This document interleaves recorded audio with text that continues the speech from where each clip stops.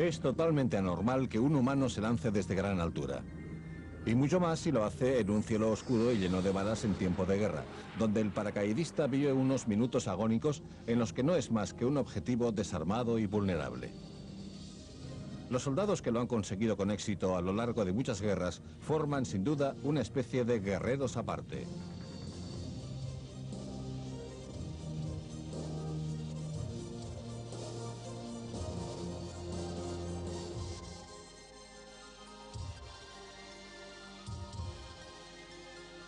Aviones de combate. Asalto aerotransportado.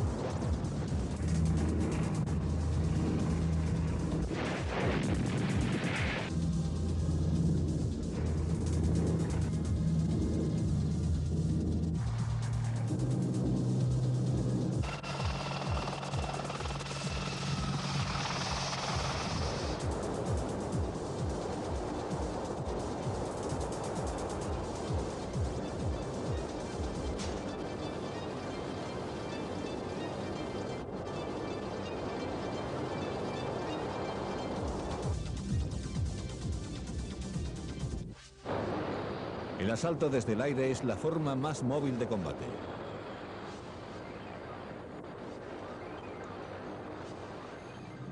Desde sus humildes comienzos después de la Primera Guerra Mundial, se convirtió en el método más temible y eficaz para insertar tropas en combate durante la Segunda Guerra Mundial.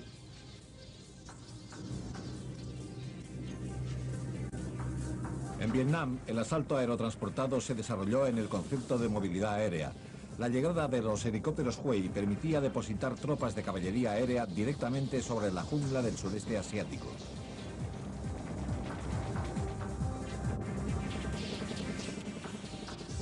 En la actualidad, la gran movilidad de las fuerzas aerotransportadas permite desplegarlas prácticamente en cualquier rincón conflictivo del mundo en pocas horas. De hecho, las fuerzas aerotransportadas forman la punta de lanza de las fuerzas de reacción rápida de muchos países del mundo.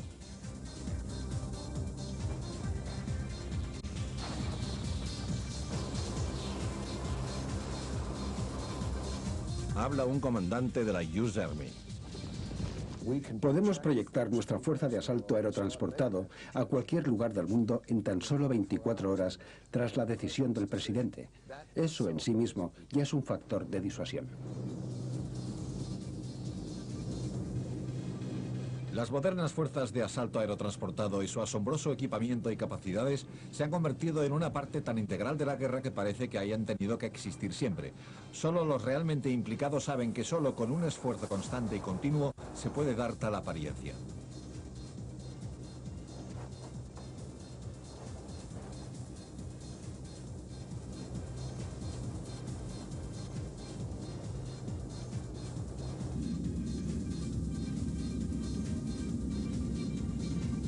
Saben que el arte de saltar desde el aire puede castigar cualquier instante de descuido con una muerte rápida y horrible. En ninguna otra máquina de guerra es tan crítica la dependencia en los demás, ni tampoco la atención a los más nimios detalles es tan vital para la supervivencia. El paracaidista número 2 asegura la correa de la pierna izquierda y comprueba toda su longitud para asegurar que no moleste y luego debe pasarla de atrás a adelante entre las piernas del paracaidista empezando por la sujeción de la pierna izquierda. El paracaidista 1 sujeta la correa izquierda con una mano y con la otra comprueba toda la longitud. La vida del paracaidista depende literalmente de la comprobación y la revisión de su equipo.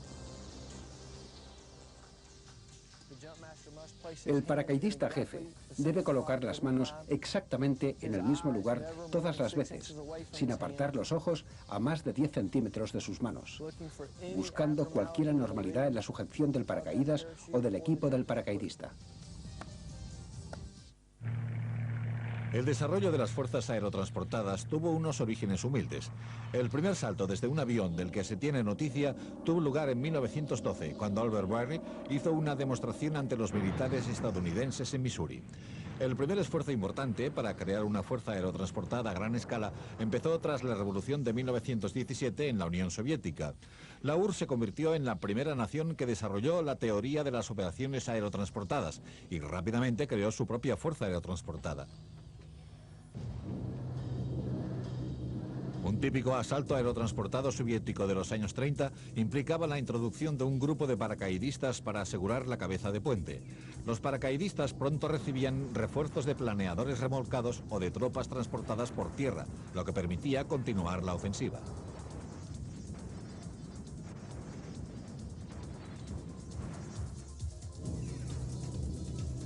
Aunque los soviéticos establecieron la doctrina del asalto aerotransportado, sus alumnos más aventajados fueron los nazis alemanes, que reconstruían su maquinaria de guerra.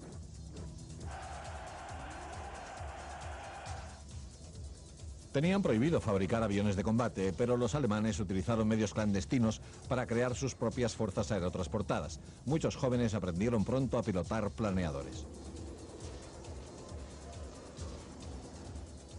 No hubo que esperar mucho para que las nuevas fuerzas aerotransportadas alemanas demostraran su capacidad. El 1 de septiembre de 1939, las fuerzas de Hitler invadieron Polonia, provocando la entrada en la guerra de Francia e Inglaterra. Hitler previó los movimientos de sus enemigos para rodearle por el norte y por el sur. La velocidad de sus fuerzas aerotransportadas debía ser su salvación. En abril de 1940, pocos meses después de la conquista de Polonia, empezó la carrera por Noruega. Con más de 50.000 soldados, los aliados y los noruegos superaban numéricamente a los alemanes en una proporción de 3-1. Pero los alemanes utilizaron una y otra vez sus tropas paracaidistas y pronto se hicieron con las bases aéreas clave de Noruega.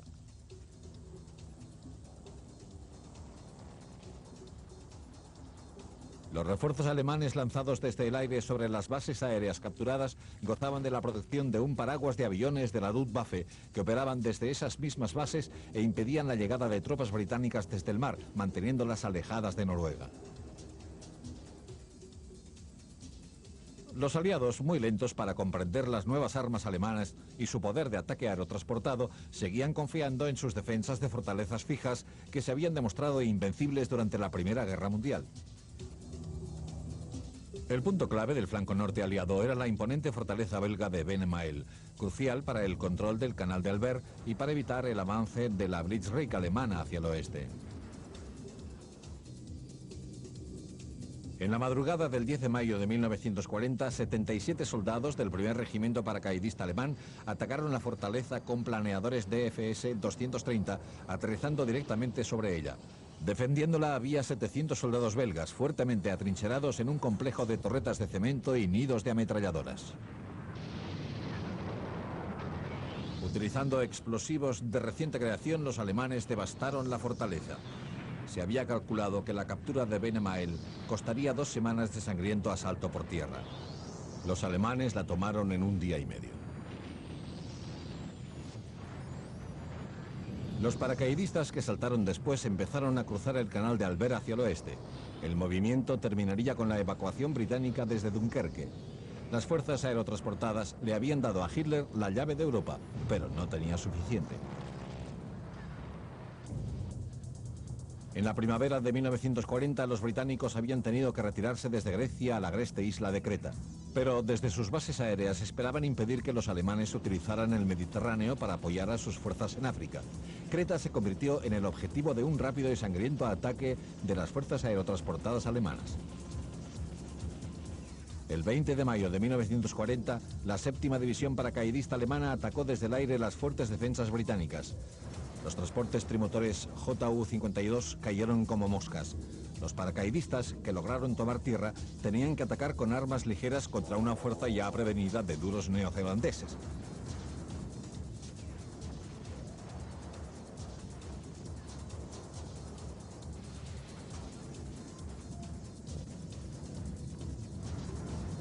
Aún peor para los alemanes, su operación de ataque naval fue rechazada con contundencia por la Royal Navy y la RAF, dejando a 22.000 paracaidistas alemanes y una división de montaña contra más de 40.000 soldados británicos. Pero la tenacidad que caracteriza a las tropas aerotransportadas prevaleció. A pesar de sus más de 5.000 bajas, los alemanes conquistaron Creta. Los militares del mundo entero no salían de su asombro. Ante aquella pírrica victoria, a la vista de las bajas sufridas, Hitler afirmó: "No volveremos a realizar operaciones aerotransportadas".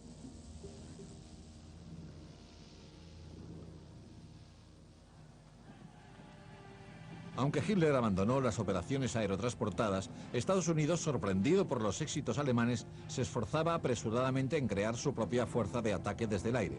La división paracaidista experimental de Fort Benning dio los primeros pasos de la fuerza aerotransportada de Estados Unidos. Desde postes telefónicos de 10 metros de altura y más tarde desde torres más altas, los paracaidistas realizaron sus primeras prácticas para saltar desde aviones. El primer salto real se produjo en septiembre de 1940 y se formó oficialmente el 501 Batallón de Infantería Paracaidista.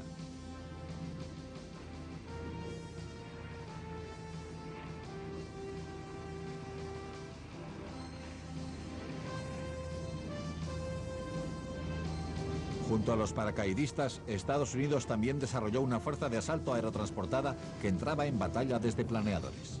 Los alemanes habían demostrado que los planeadores remolcados por aviones de transporte podían llevar las armas más pesadas, municiones y vehículos que los paracaídas no podían transportar, y los podían cargar en gran número. Incluso los ligerísimos planeadores Waco podían descargar artillería ligera como obuses de 75 milímetros y jeeps junto a las tropas sin que dejaran de ser unidades compactas. Pero la cuestión era, ¿aterrizarían intactos los ocupantes? Una de las mejores formas de hacerlos aterrizar era que el piloto pasara entre dos árboles para que al topar con las alas disminuyera la velocidad. Lo único bueno que podía pasar era conseguir un buen aterrizaje forzoso y alejarte del planeador. Pero aún así no había terminado tu misión, porque después de la toma de tierra tenías que combatir como infantería. Tras el ataque por sorpresa japonés sobre Pearl Harbor en diciembre de 1941, Estados Unidos entró en guerra. Fort Bragg, en Carolina del Norte, se convirtió en la base del mando aerotransportado que contaba solo con 60 aparatos. En julio de 1942 se crearon dos divisiones aerotransportadas que luego serían famosas, la 82 All American y la 101 Screaming Eagles. Las recién creadas fuerzas no tuvieron que esperar mucho para entrar en acción.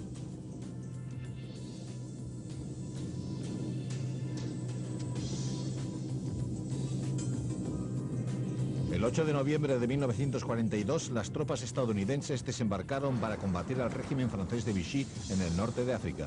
Pese a su gran heroísmo, no contribuyeron demasiado a la derrota final de los alemanes. Pero tuvieron la oportunidad de volver la suerte a su favor en la Operación Husky, la invasión de Sicilia. El plan era lanzar dos unidades de paracaidistas norteamericanas y dos más británicas para bloquear las carreteras a los refuerzos alemanes.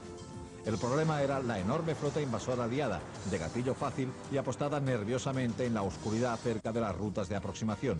23 aviones norteamericanos cargados de paracaidistas fueron abatidos por artilleros estadounidenses. Aún iría peor. Los pilotos de planeadores se soltaron de los remolcadores demasiado pronto y 90 de ellos, cargados de soldados, desaparecieron en el mar.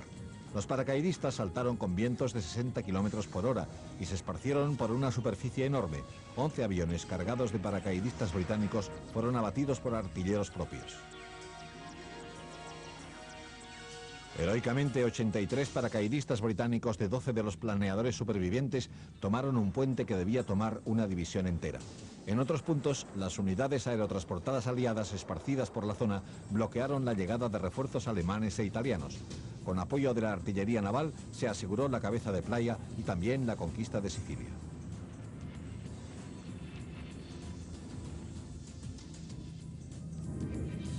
Después de Sicilia vinieron las operaciones aerotransportadas aliadas en Salerno y Anzio, en la península italiana.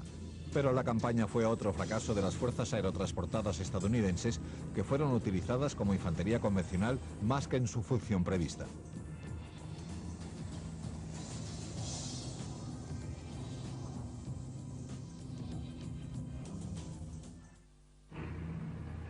Mientras, las operaciones soviéticas también sufrían dificultades. Una serie de lanzamientos importantes a gran escala fracasaron finalmente, como los de principios de 1942 y los llevados a cabo a lo largo del río Dnieper en septiembre de 1943. Sin embargo, con gran coraje, se llevaron a cabo importantes operaciones detrás de las líneas enemigas. Se realizaron operaciones con paracaidistas en números que sobrepasaban los 10.000 hombres en un solo lanzamiento.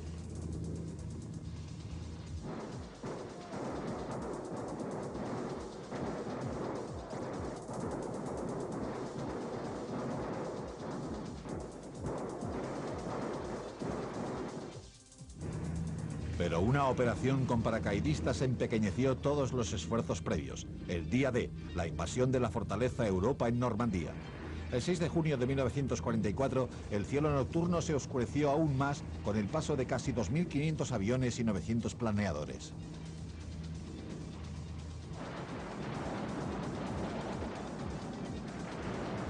Las divisiones aerotransportadas 82 y 101 apoyaron el desembarco en la zona de playa denominada Utah, capturando el pueblo de Sainte-Mère-Église en un importante cruce de carreteras.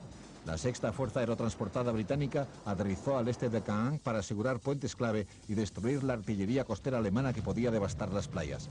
La operación británica fue una obra maestra de planificación y valor. Los soldados saltaron sobre sus objetivos con precisión milimétrica y los capturaron. Pero en el sector norteamericano la mayoría de los paracaidistas quedaron esparcidos y aislados. Muchos soldados cargados de material se ahogaron en las marismas. Sainte-Mère-Église cayó rápidamente, pero el resto fue un triunfo del valor ante la adversidad. Objetivos marcados para 300 hombres fueron tomados por 30. Las unidades se mezclaron, intercambiaron misiones e improvisaron desesperadamente. En 6 semanas de combate, la División 82 estadounidense y la Sexta británica sufrieron un 74% de bajas. La 101 perdió un 65%. En agosto de 1944, 900 aviones norteamericanos y británicos lanzaron paracaidistas en el sur de Francia en la Operación Dragoon. Esta vez, la precisión fue ejemplar. Más del 85% de los paracaidistas y planeadores alcanzaron sus objetivos. Las fuerzas aerotransportadas contribuyeron en gran medida a la rápida liberación del sur de Francia. Envalentonado por el éxito, el mariscal de campo británico Montgomery planificó la operación Market Garden, un golpe maestro desde el aire cuya intención era abreviar drásticamente la guerra. Debía lanzarse una alfombra de paracaidistas sobre Holanda. Se capturarían 5 puentes cruciales, se separaría a las fuerzas alemanas y se abriría el puerto de Amberes. Los refuerzos relevarían a las fuerzas aerotransportadas, cruzarían el Rin y avanzarían hacia la región industrial del Ruhr, en Alemania.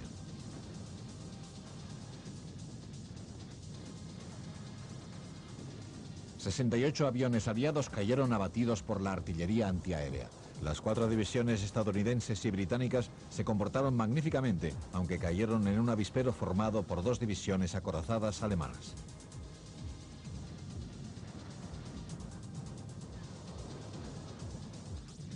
La mayoría de objetivos se cumplieron, pero el puente más al norte, en Arnhem, que sería llamado el puente demasiado lejano, se convirtió en el punto de fricción. Solo el extremo septentrional estaba en manos británicas.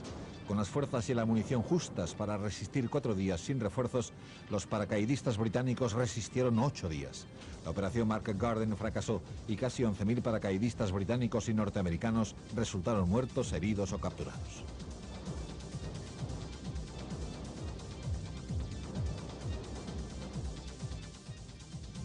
Lejos de allí, en el Pacífico, el general Douglas MacArthur utilizó a las fuerzas aerotransportadas para desarrollar tácticas nuevas. Pasó por encima de la costa de Nueva Guinea, evitando combatir en las junglas montañosas, y capturó las bases aéreas clave con lanzamientos de paracaidistas y suministros.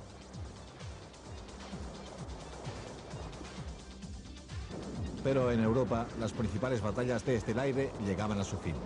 En diciembre de 1944, los alemanes lanzaron una gran contraofensiva con 25 divisiones que cruzaron el bosque de las Ardenas, en Bélgica. Atrincheradas en Bastogne y Saint-Vith, la 101 y 82 divisiones aerotransportadas fueron rodeadas por los carros de combate alemanes. Cuando estos exigieron la rendición de la 101, su comandante, el general Anthony McAuliffe, les dio una respuesta famosa: Nuts. La última gran operación aerotransportada en Europa fue la Operación Varsity, que lanzó gran cantidad de planeadores y paracaidistas al otro lado del Rin y tras la línea Siegfried.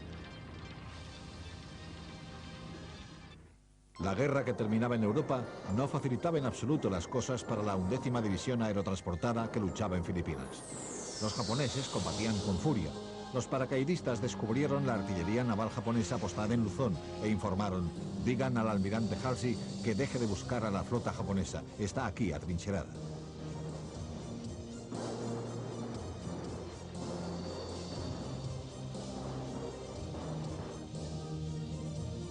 La batalla por la fortaleza de la isla de Corregidor, en la bahía de Manila, fue una de las más duras de la guerra. La estrechez de la isla implicaba que los paracaidistas tuvieran solo un lapsus de 6 segundos para saltar si no querían ahogarse en la bahía.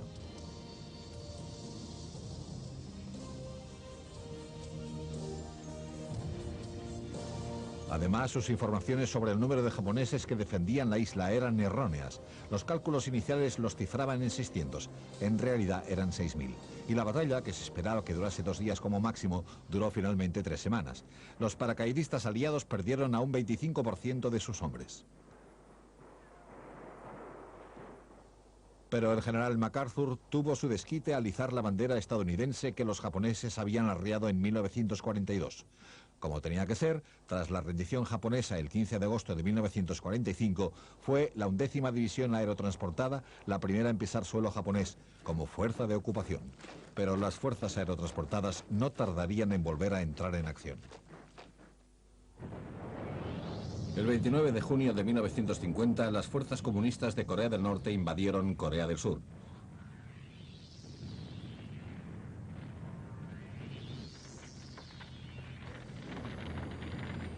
El 20 de octubre, la 187 División Aerotransportada asaltó Sukon y Sancheon, en Corea del Norte, para cortar la retirada comunista.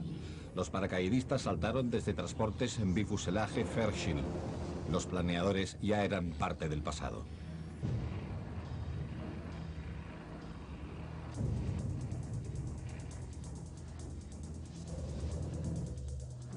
La reestructuración del mundo tras 1945 hizo añicos los imperios europeos del antiguo orden. Donde fue más evidente después de Corea fue en la implicación francesa en sus colonias de Indochina.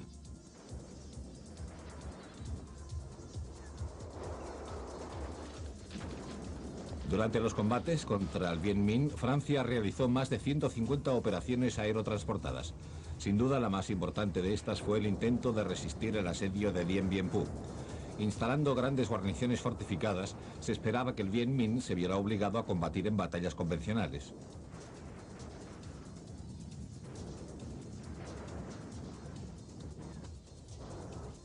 En la Operación Castor, a finales de 1953, se lanzaron 5 batallones de paracaidistas sobre la frontera entre Laos y Vietnam durante 4 días para capturar el pueblo de Dien Bien Phu. Sus órdenes eran convertir la zona en una fortaleza que debía mantenerse sin ninguna intención de retirada y al mismo tiempo llevar a cabo patrullas de combate.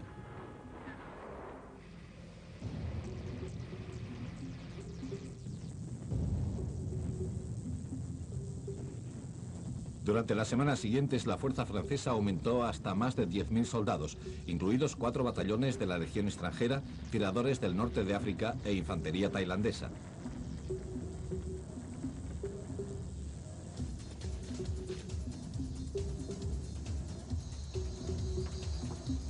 Pero el Viet Minh, liderado por el brillante general Bong Yeon-giap, tenía otros planes. Su artillería, precisa y letal, pronto sometió la pista de aterrizaje a un constante bombardeo. Giap había reunido una fuerza más numerosa y mejor armada de la que los franceses habían podido imaginar. A principios de marzo de 1954, disponía de 3 divisiones de infantería, con el apoyo de artillería de 105 milímetros, morteros pesados y artillería antiaérea de todos los calibres. El fuego antiaéreo vietnamita era tan fuerte que los pilotos civiles que reabastecían a la guarnición se negaron a sobrevolar lo que se llegó a denominar el orinal.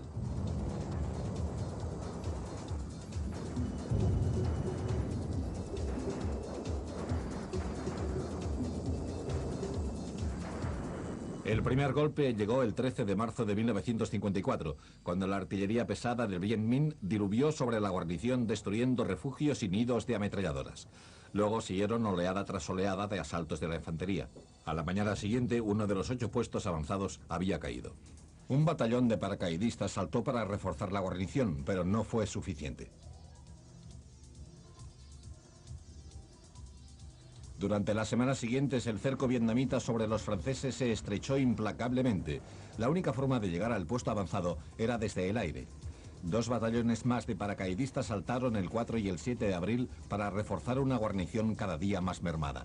Los paracaidistas se encontraron inmediatamente combatiendo a un enemigo bien equipado. Todos los esfuerzos franceses fueron en vano.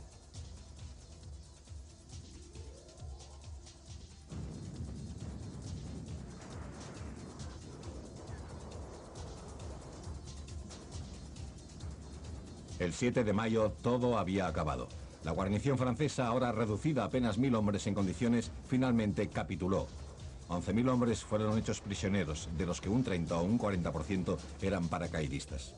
Fue el fin del dominio francés en Vietnam y casi el fin de sus paracaidistas. 7 batallones fueron enviados a Dien Bien Phu y ninguno volvió.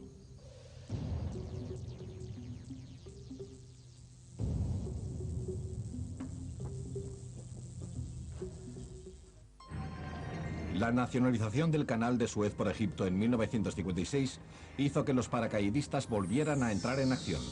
En la campaña tuvieron un papel decisivo los paracaidistas israelíes, británicos y franceses. Los paracaidistas israelíes realizaron asaltos contra un cruce de carreteras vital en el paso de Midla y contra la base aérea del Tor. La mayor operación paracaidista fue el asalto anglo-francés de Port Said.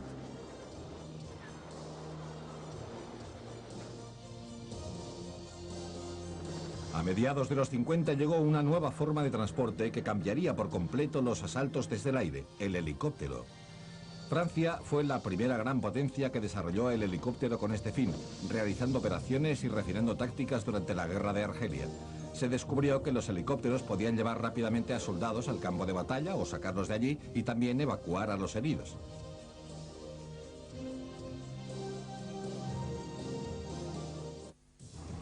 Pero fue en Vietnam donde el helicóptero alcanzó su mayoría de edad como arma de asalto aéreo. Solo hubo una operación importante con paracaídas en febrero de 1967. El terreno y la naturaleza esquiva del enemigo obligaban a las fuerzas aerotransportadas a utilizar nuevas tácticas sobre el campo de batalla. En Vietnam, el helicóptero emergió como un medio viable para llevar a cabo operaciones militares, tanto para desembarcar soldados como para proporcionar fuego de apoyo.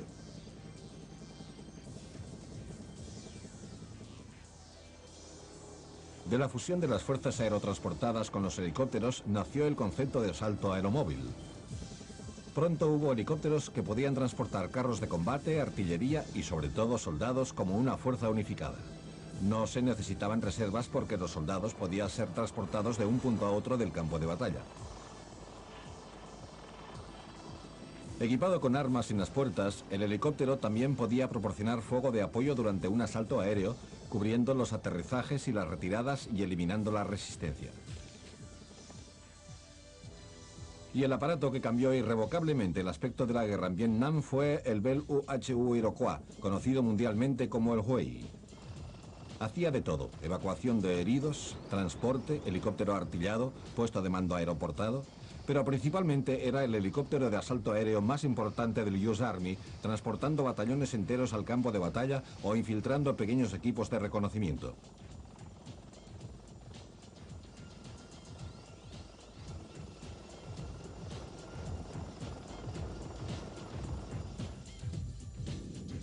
Al Huey lo sustituyó el UH-60 Black Hawk, mucho más rápido y potente y que sigue siendo el helicóptero de asalto estándar del US Army.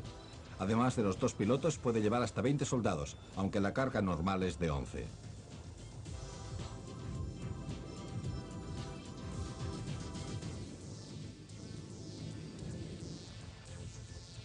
También puede transportar exteriormente una carga de casi 4 toneladas, como por ejemplo un obús de 105 milímetros.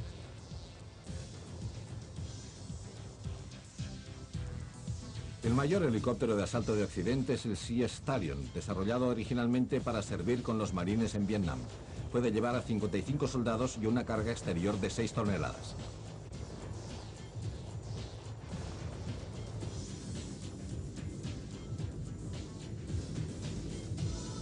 Este aparato es un S-65 de la Fuerza Aérea Israelí, que lo ha utilizado sobre todo como helicóptero pesado de transporte y en el rescate de combate.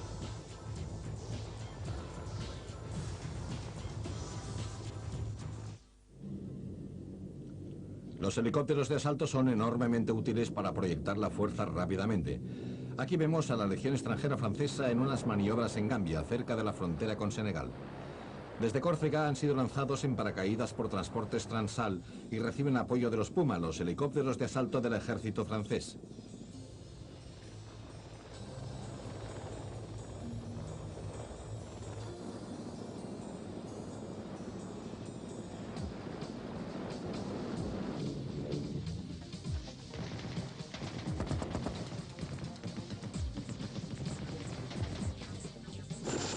El birrotor Chinook es un transporte medio y helicóptero de asalto. Sus 3 ganchos de carga externa le dan una gran versatilidad, permitiéndole llevar múltiples cargas como cañones y vehículos. Como transporte de asalto, su cabina le permite acomodar a 55 soldados. Las cargas arrojadas en paracaídas y los soldados de las fuerzas especiales y su equipo pueden ser lanzados desde la rampa posterior.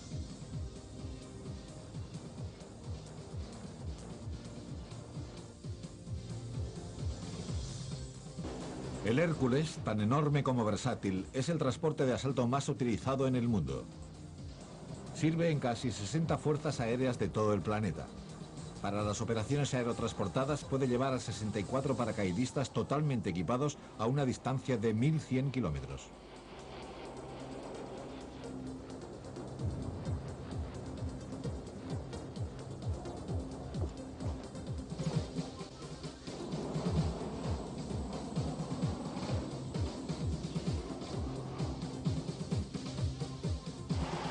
El Starlighter es un reactor de transporte medio. Con el mismo diámetro de fuselaje que el Hércules, su cabina tiene capacidad para más de 40 toneladas de carga. Los vehículos con ruedas o con orugas salen por las puertas posteriores.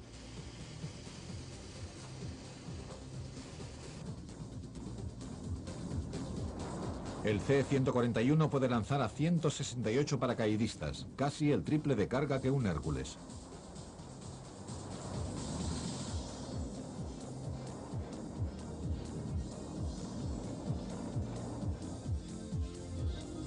Como apoyo para las operaciones de asalto aéreo existen 2 tipos de helicóptero, el artillado y el de escolta. El fuego de las armas portátiles representa la mayor amenaza para los helicópteros de asalto cuando llegan a la zona de aterrizaje. Los helicópteros artillados, como el Huey Cobra, proporcionan un fuego de apoyo represivo durante todas las fases del asalto.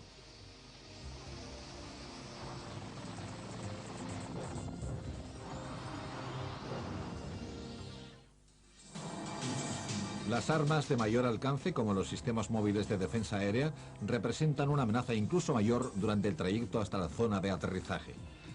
De esto se encargan los helicópteros contracarro equipados con misiles guiados, como este Apache armado con misiles Hellfire.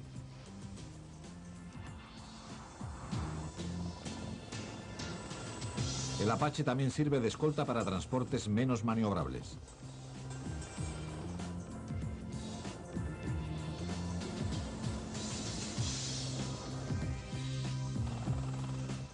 Los helicópteros de escolta son una parte integral del grupo de helicópteros de una división aerotransportada.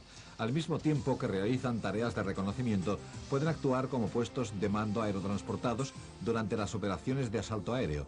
También los helicópteros ligeros, como este Defender israelí, suelen llevar sus propias armas, ametralladoras, cohetes y misiles contracarro.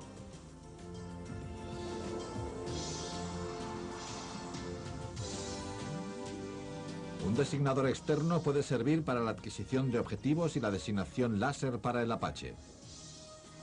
Esta función la desempeña el OH-58D, que es el helicóptero explorador habitual del US Army. Equipado con un visor montado en el mástil, también puede funcionar como potente helicóptero de ataque.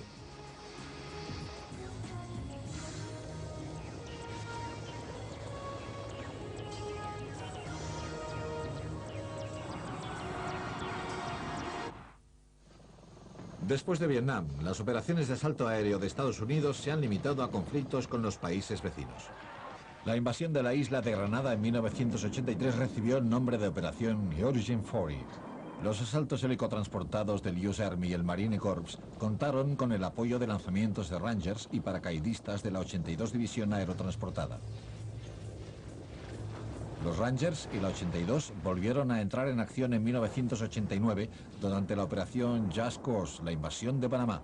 Desde helicópteros o con paracaídas, 4 destacamentos especiales atacaron objetivos clave de Panamá, capturando el principal aeropuerto y los cuarteles de las tropas leales al presidente panameño, el general Noriega.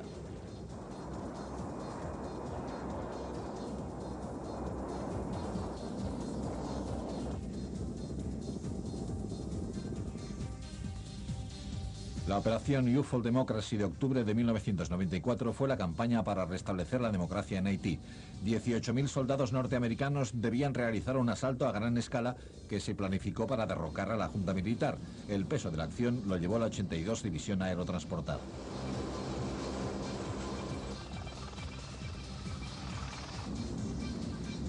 Les apoyaría un destacamento especial conjunto de Estados Unidos transportado en 61 C-130 y C-141. Pero la operación se suspendió en el último minuto, pues evitó el conflicto con la rendición del líder de Haití, el general Cedras, que accedió a la celebración de elecciones democráticas. Las fuerzas aerotransportadas son inherentemente unidades móviles y flexibles y regularmente se realizan prácticas para mantener su capacidad de despliegue rápido en cualquier conflicto del planeta. Deben estar a punto para combatir en cualquier tipo de terreno, sobre nieve y hielo, en la jungla o en el desierto.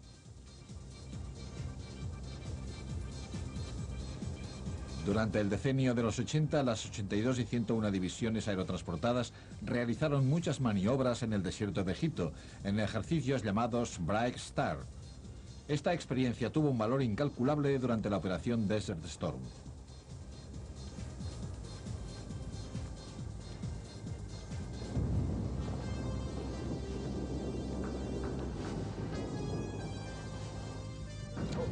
En la era de las operaciones plurinacionales es habitual que las tropas paracaidistas de un país sean transportadas por aparatos de otro país.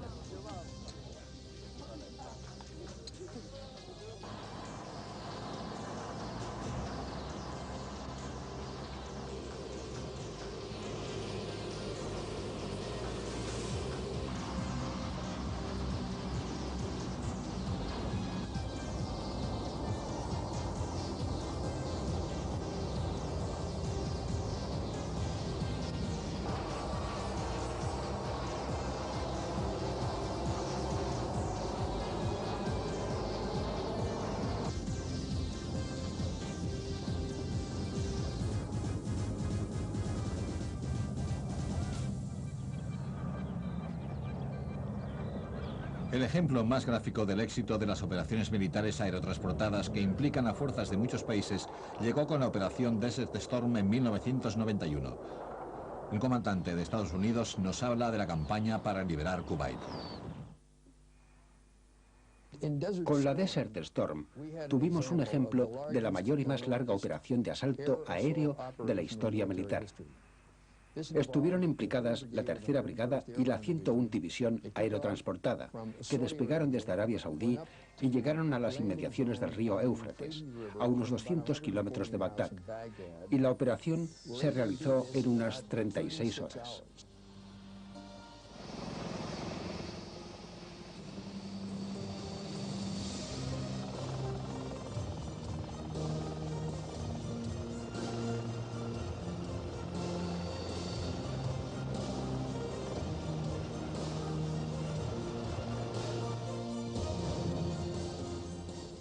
En poco más de 50 años de guerras, las fuerzas aerotransportadas han demostrado estar a la vanguardia de las fuerzas militares.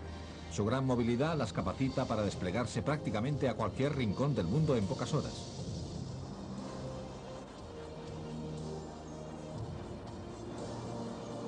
Y cuando llegan, están a punto para cualquier cosa que pueda enfrentarles al enemigo.